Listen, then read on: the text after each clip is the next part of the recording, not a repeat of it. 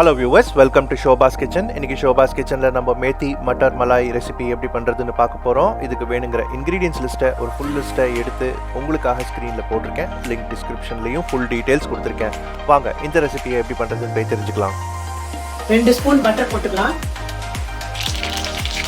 1 inch பட்டை போடுறேன்.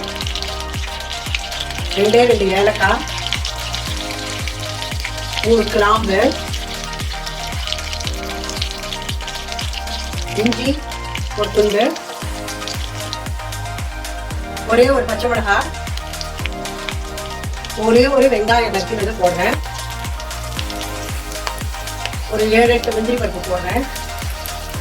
இதெல்லாம் கொஞ்சம் நல்லா வதங்கணும். நல்லா வதங்கிடுது. இப்போ 2 டொமேட்டோ அதில் போடுறேன். நல்லா வதக்கிக்கணும். இது நல்லா வதங்கிடுத்து ஸ்டவ் ஆஃப் பண்ணிடலாம்.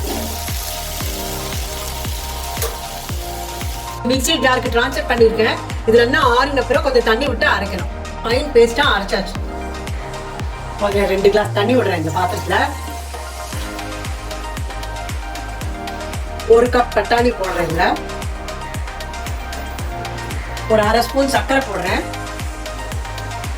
கொஞ்சோண்டு உப்பு போடுறேன். இது நல்லா கொஞ்சம் வேகணும். இந்த வெந்துடுத்தான்னு பார்க்கலாம். வெந்துடுத்தோம் நல்லா. ஸ்டவ் ஆஃப் பண்றேன். இதை ட்ரெயின் பண்ணிக்கணும். இந்த தண்ணியெல்லாம் ட்ரெயின் பண்ணியாச்சு.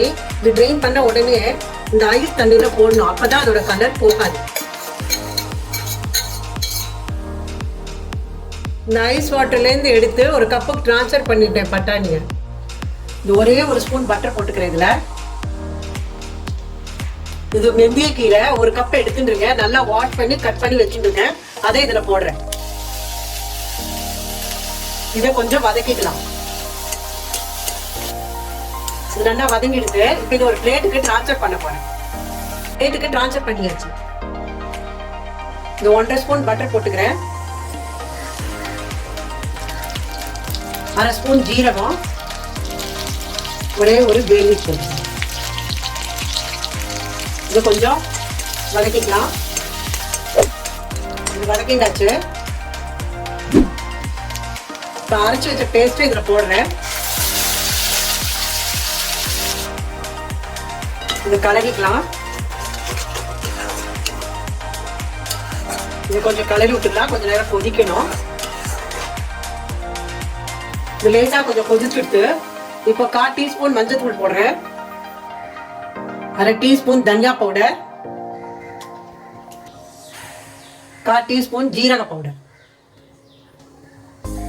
1/2 teaspoon amchur powder, 1/4 teaspoon Kashmiri chilli powder.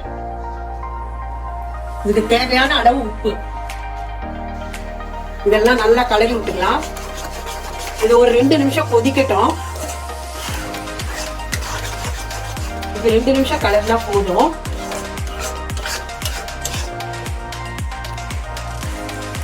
இப்போ இந்த வேக வச்ச பட்டாணியை இதுல போடுறேன். இந்த வதக்கின கீரையும் இதுல போடுறேன். இதெல்லாம் ஒன்று சேர்த்து கலரலாம். இது ஒரு 2 நிமிஷம் கொதிக்கணும். இது நல்லா கொதிச்சுடுத்து. இப்போ 1 கிளாஸ் பால் இதுல விடுறேன். காய்ச்சின பால். நல்லா மிக்ஸ் பண்ணிக்கலாம்.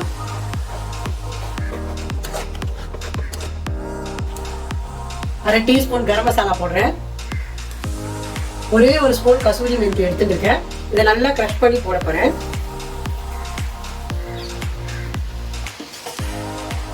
இதை கலரி விட்டுக்கலாம். கலரியாச்சு. எடுத்து வைக்கிறேன். ஒரு 2 டேபிள் ஸ்பூன் கிரீம் விடுறேன். இதை கொஞ்சம் கலரி விட்டுக்கலாம்.